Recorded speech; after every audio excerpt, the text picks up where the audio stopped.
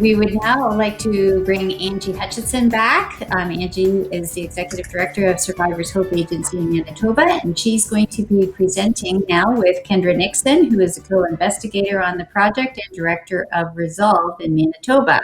And their presentation will focus on the work that they have done with the Indigenous population. Thank you. Thank you. Tansei Pitigwe, welcome. Our presentation, Survivors of Domestic Violence, or Paspicik Kitimahitowin Wikiwak. Again, this name comes to us from grandmother Marie Ballantyne, who is one of the elders who worked with us on our presentation.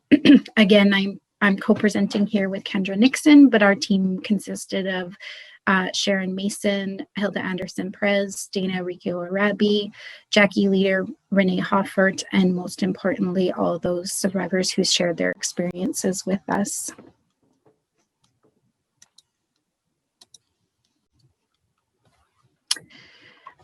So central to Indigenous ways of knowing and being is the acknowledgement of our interconnectedness and the understanding of the need to nurture relationships and relationships of all forms. So relationship to self, to others, and to the community.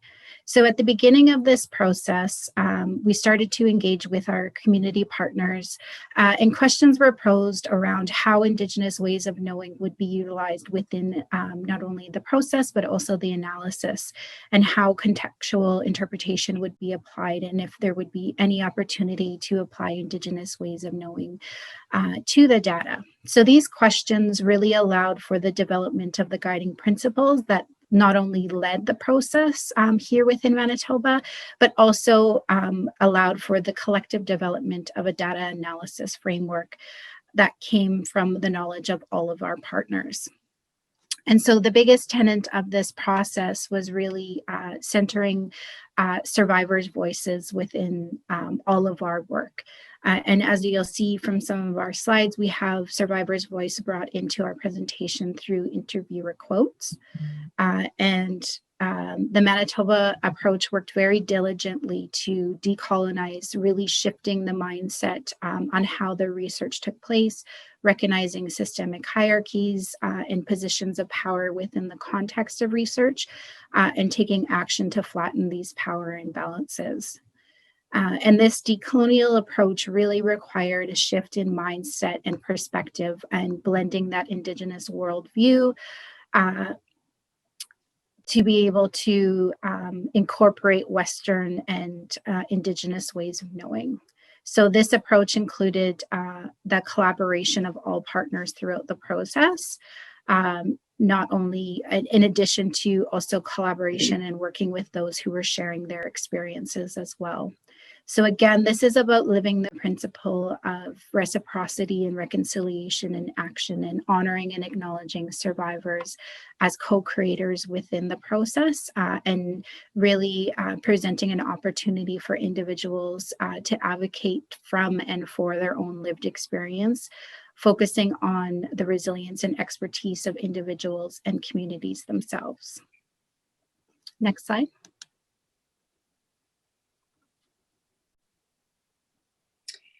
Good afternoon, everyone. I'm Kendra Nixon, and I'm joining you from, looks like, a cloudy Winnipeg, Winnipeg being on Treaty 1 territory, the home of the Anishinaabe, Cree, Oji-Cree, Dakota, Dene people, and of course the homeland of the Métis Nation. So I'm not going to go into our demographics in a lot of detail just for the sake of time, but I will point out some interesting things. And again, if you're interested about the demographics, you can attend our Q&A after. So as we've said, all of the participants that we interviewed identified as being Indigenous. They did vary according to age. As you can see, the age range was quite considerable, with the average age being 43 years old. All of the participants identified as being female, and we interviewed a number of the women from a number of areas. So women talked about being from a mix of geographical areas, which coincides with the scope of our project, looking at especially the experiences of survivors from northern, rural, and remote areas as well. Next slide.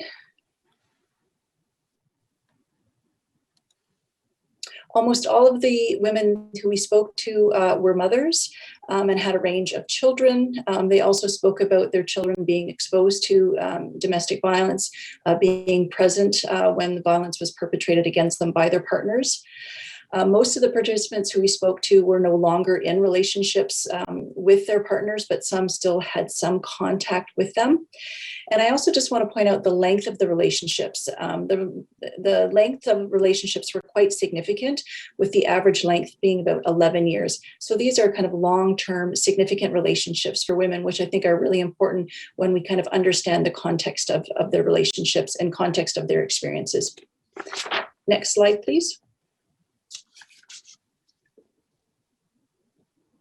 So we're going to talk about 4 major themes today. These themes are the basis of our preliminary analysis. We still have more analysis that we want to do, but we did find 4 that we wanted to speak to today.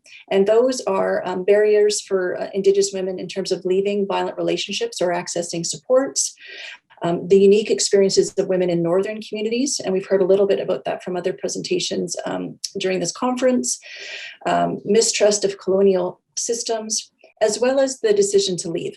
Again, almost all of the women that we spoke to had left the relationship. So it's really important to examine what were the factors in helping them leave and accessing support. So I'll first start with the barriers to leave.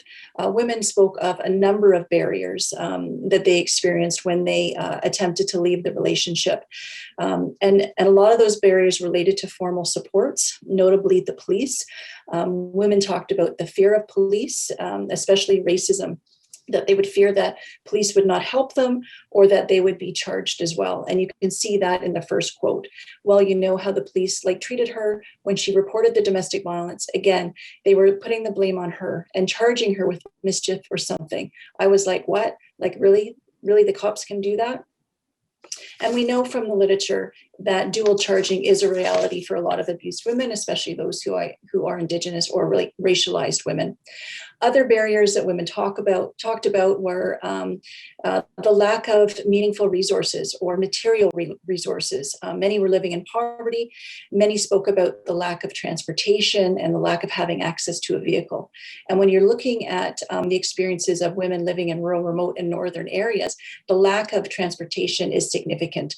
We know that bus lines in the north have been eroded or totally dismantled over the last number of years. So this was a major issue for women. And we can see in the one quotes here where she talks about not being able to get a bus, or that it was on her own ability to find a bus to seek shelter as well. Other, women in the second quote talked about not having a vehicle. So significant barriers. And next slide, please. And Angie will talk about the next 2 themes. Thanks, Kendra. So as Kendra mentioned, we had some particular themes around experiences of survivors within Northern communities. So the distinct and unique challenges experienced by folks within Northern, rural, remote, or isolated communities very often stems from a lack of access to supports and resources, which is really reflective of that structural marginalization that contributes to risk factors for individuals who are experiencing violence and those barriers to access support. So these inequities in services can include lack of access to mental health supports, housing, family violence shelters, as Kendra mentioned, transportation, food security, economic opportunities. And these barriers to accessing support, again, are a major contributing factor and must be provided for to be able to provide safety for individuals who are experiencing domestic violence. And it's important to reflect back on the kind of the historical multi-generational and collective trauma that stems from historic and current systemic violence that Indigenous folks are facing, and that these often perpetuate trauma rather than facilitating healing. And the continued social and economic marginalization is really firmly embedded into many policies, such as housing, and that these conditions really uphold, maintain, or in fact can worsen the conditions as a contributing factor to violence. So the continued maintaining of this status quo and inadequate funding or inadequate funding really is particularly felt by folks within northern, rural, isolated, or remote communities where services are minimal at best. Next slide. Another really important theme that we saw come through the preliminary analysis was the mistrust of colonial systems.